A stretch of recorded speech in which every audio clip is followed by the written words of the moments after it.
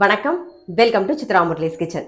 இன்னைக்கு என்ன ரெசிபி பார்க்க போறோம்னா புதினா பொடி சாதம் பண்ண போறோம். அதுக்கப்புறம் வந்து சப்பாத்திக்கு தொட்டுக்கிற மாதிரி காராமணியை வச்சு ஒரு கிரேவி பண்ண போறோம். ஸோ முதல்ல வந்து புதினா பொடி சாதம் எப்படி பண்றதுன்னு பார்த்தலாம். புதினா பொடி ஆல்ரெடி நான் ரெடி பண்ணி வச்சாச்சு. நான் எப்பயுமே சொல்றது தான், எல்லா பொடியும் நீங்க ரெடி பண்ணி வச்சிருந்தீங்க அப்படின்னா இந்த வெயில் காலத்துல நமக்கு ரொம்ப சௌரியமா இருக்கும். டக்குன்னு ரொம்ப வேர்த்து கொட்டுற மாதிரி இருந்தா ஒரு பொடி சாதம் கலந்துட்டு ஒரு தயிர் சாதம் கலந்து வேணா ஒரு காய் பண்ணிக்கிறது, இல்லைன்னா ஒரு அப்பளம் பொரிச்சாலே போதும், டக்குன்னு வேலை முடிஞ்சிடும். இப்ப பொடி சாதம் எப்படி பண்றதுன்னு பார்த்துடலாம். சாதம் உதிர வடிச்சு ரெடியா வச்சிருக்கேன். புதினா பொடி இது எந்த அளவுக்கு வேணுமோ நம்ம அந்த அளவுக்கு சேர்த்துக்கலாம். ஜஸ்ட் ஒரு மிக்ஸ் பண்ணிடுறேன். இந்த பக்கம் வந்து இழுப்ப கரண்டியில நல்லெண்ணெய் விட்டுருக்கேன். கடுகு, உளுத்தம்பருப்பு, கடலைப்பருப்பு தாளிச்சுக்கலாம். ஒரு 4 வரமிளகா, சின்ன சைஸ்ல ஒரு 4 வரமிளகா. ஆல்ரெடி நம்ம வந்து புதினா பொடியில பெருங்காயம் போட்டிருப்போம், பட் தாளிக்கும் போது போடும்போது ஒரு நல்ல வாசனையா இருக்கும். கொஞ்சம் சேர்த்துக்கலாம். அப்படியே சாதத்தில் விட்டுருவோம்.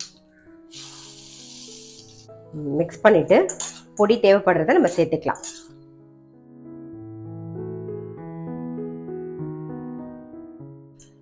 புதினா பொடி சாதம் ரெடி. இப்போ காராமணி கிரேவி தான் நம்ம பண்ண போறோம். சப்பாத்திக்கு தொட்டுக்கிற மாதிரி. பிரெட்டுக்கும் நல்லா இருக்கும், ரைஸ்க்குமே வந்து நீங்க நல்லா சுட சாதத்துல நெய் விட்டு பிசைஞ்சு சாப்பிட்டா நல்லா இருக்கும். இப்போ வந்து கடாயில எண்ணெய் விட்டுருக்கேன், அது நல்லா காஞ்சிருது. சீரகம், ஒரு சின்ன பீஸ் பட்டை, 2 கிராம்பு தாளிச்சுக்கலாம்.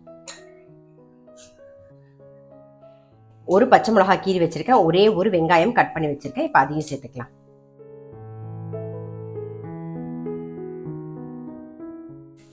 வெங்காயம் வந்து கண்ணாடி மாதிரி வதங்கணும். இஞ்சி பூண்டு தான் விழுதுதான் சேர்க்க போறோம். ஒரு 1/2 இன்ச்சுக்கு இஞ்சி, ஒரு 4 பல்லு பூண்டு தட்டி வச்சிருக்கேன். இப்ப அதை சேர்த்துக்கிறேன்.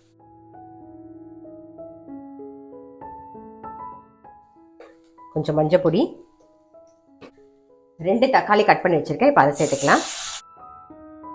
தேவையான உப்பையும் போட்டுருவோம். தக்காளி நல்லா வதங்கட்டும்.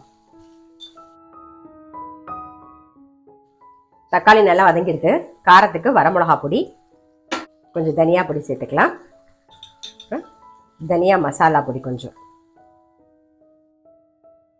தக்காளி நல்லா வதங்கிடுது. நம்ம வந்து வரமிளகா பொடி எல்லாம் போட்டிருந்தோமா, எல்லாத்தோட பச்சை வாசனையும் போயாச்சு. இப்போ வேக வச்சு வச்சிருக்கிற காராமணியை சேர்த்தலாம்.